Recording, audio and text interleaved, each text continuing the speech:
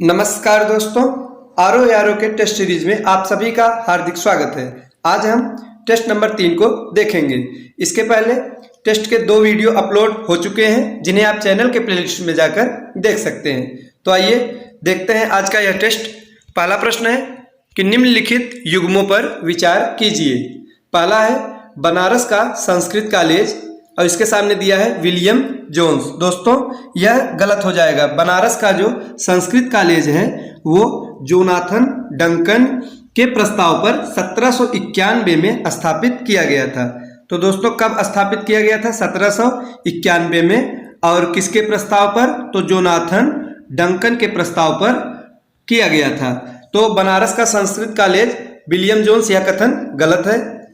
दूसरा है कलकत्ता मदरसा, इसके सामने दिया गया है वारेन हेस्टिंग्स। दोस्तों यह बिल्कुल सही है। कलकत्ता जो मदरसा है वो वारेन हेस्टिंग्स के द्वारा 1781 में स्थापित किया गया था। तो कब किया गया था? 1781 में।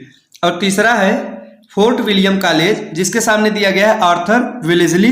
दोस्तों यह कथन भी गलत है। फोर्ट विलियम कॉलेज यह लॉर्ड वेलेस्ली द्वारा 1800 में स्थापित किया गया था। सन 1800 में स्थापित किया गया था। तो इसका सही जवाब हो जाएगा ऑप्शन नंबर बी, केवल 2। केवल दूसरा जो कथन है वो सही है। अगला प्रश्न है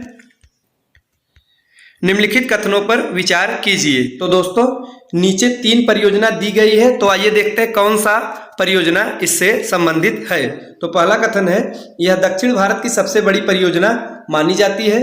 दूसरा है इस बांध के फलस्वरूप पंपा सागर जलाशय का निर्माण हुआ। तीसरा कथन है हम्पी व हाम्पेट विद्युत गृहों का निर्माण इस योजना के अंतर्गत ही किया गया है। तो दोस्तों ये तीनों कथन किस परियोजना से संबंधित है? तो इसका सही जवाब हो जाएगा ऑप्शन नंबर सी, तुंगभद्रा परियोजना। ये उपरोक्त जो तीनों कथन है वो तुंगभद्रा परियोजना से संबंधित हैं। अगला प्रश्न है भारत में कोयले के संदर्भ में निम्नलिखित कथनों पर विचार कीजिए। तो दोस्तों 2 कथन दिए गए हैं, तो आइए देखते हैं। भारत में ये कोयले के संदर्भ में ये दोनों कथन है। तो पहला है भारत में अधिकांश कोयला बिटुमिनस प्रकार का है। तो दोस्तों यह बिल्कुल सही है। भारत में जो कोयला पाया जाता है उसमें से अधिकांश कोयला बिटुमिनस प्रकार का है। और दूसरा कथन है भारत में अधिकांश कोयले के निक्षेप निम्न गोंडवाना समूह के क्षेत्रों में पाए जाते हैं। तो दोस्तों यह कथन भी बिल्कुल सही है। तो सही जवाब हो जाएगा ऑप्शन नंबर सी, यानी कि कथन 1 और 2 दोनों बिल्कुल सही है। और भारत में जो कोयला पाया जाता है दोस्तों वह अच्छी किस्म का कोयला नहीं है। यहाँ पर जो कोयला पाया जाता है वो अधिकांश बिटुमिनस प्रकार का होता है। अगला प्रश्न है निम्नलिखित में से संविधान का कौन सा अनुच्छेद लोकसभा में अनुसूचित जातियों और अनुसूचित जनजातियों के लिए स्थानों के आरक्षण का प्रबंध करता है? बहुत ही महत्वपूर्ण प्रश्न है, कई बार परीक्षा में पूछा गया है। तो आइए देखते हैं दोस्तों। तो इसका सही जवाब हो जाएगा ऑप्शन नंबर बी, अनुच्छेद 330। अनुच्छेद 330 के तहत लोकसभा में अनुसूचित जातियों और अनुसूचित जनजातियों के आरक्षण का प्रबंध है। तो दोस्तों अनुच्छेद 330 सही जवाब हो जाएगा। अगला प्रश्न है संघ लोक सेवा आयोग यानी कि यूपीएससी के सदस्यों की संख्या के विषय में नियम बनाने की शक्ति किसके पास होती है? तो दोस्तों इसका सही जवाब हो जाएगा ऑप्शन नंबर बी, यानी कि राष्ट्रपति के पास होती है। जो संघ लोक सेवा आयोग यानी कि यूपीएससी है तो उसके सदस्यों की जो संख्या है उसके विषय में जो नियम बनाने की शक्ति प्रदान की गई है दोस्तों वो राष्ट्रपति को प्रदान किया गया है। अगला प्रश्न है राज्यसभा में धन विधेयक प्रस्तुत नहीं किया जा सकता, इसका उल्लेख संविधान के किस अनुच्छेद में है? तो सही जवाब हो जाएगा अनुच्छेद 109 में। ऑप्शन नंबर सी, अनुच्छेद 109 में है कि राज्यसभा में धन विधेयक प्रस्तुत नहीं किया जा सकता है। तो दोस्तों धन विधेयक कहाँ प्रस्तुत किया जा सकता है? तो यह केवल लोकसभा में प्रस्तुत किया जा सकता है। यह प्रश्न भी परीक्षा में पूछा जाता है कि धन विधेयक कहाँ पे प्रस्तुत किया जा सकता है, राज्यसभा या लोकसभा? तो सही जवाब हो जाएगा लोकसभा में प्रस्तुत किया जा सकता है। अगला प्रश्न है राज्यसभा की पहली बैठक कब हुई थी? तो दोस्तों इसका सही जवाब हो जाएगा ऑप्शन नंबर डी, 13 मई 1952 को राज्यसभा की पहली बैठक हुई थी। और अगर पूछा जाए राज्यसभा का गठन कब हुआ था? 3 अप्रैल 1952 को राज्यसभा का गठन हुआ था। अगला प्रश्न है भारतीय संविधान के स्रोत के संदर्भ में निम्नलिखित में से कौन सही सुमेलित नहीं है? दोस्तों भारतीय संविधान के विदेशी स्रोत से परीक्षा में प्रश्न जरूर बनाए जाते हैं। तो आइए देखते हैं दिए गए विकल्पों में से कौन सा सही सुमेलित नहीं है।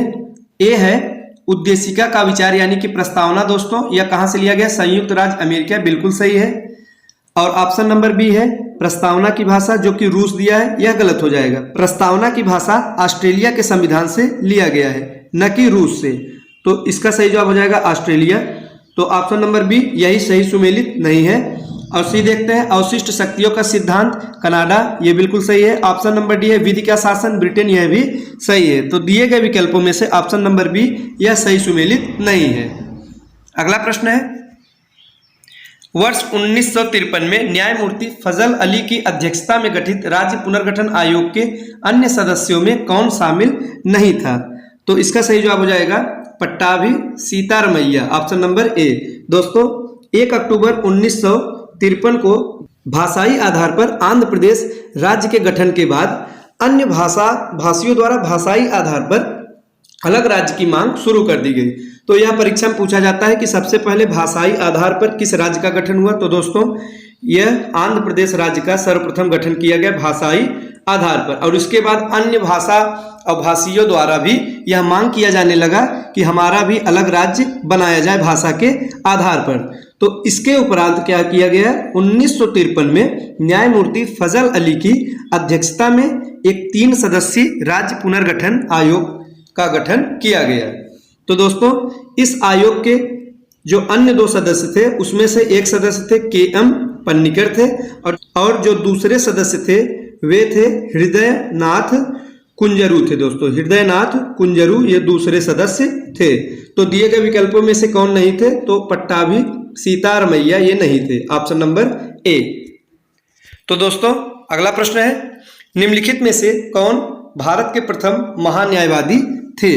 तो इसका सही जवाब हो जाएगा option number B MC Setalvad, ये भारत के प्रथम महान्यायवादी थे। तो दोस्तों ये थे आज के 10 महत्वपूर्ण प्रश्न।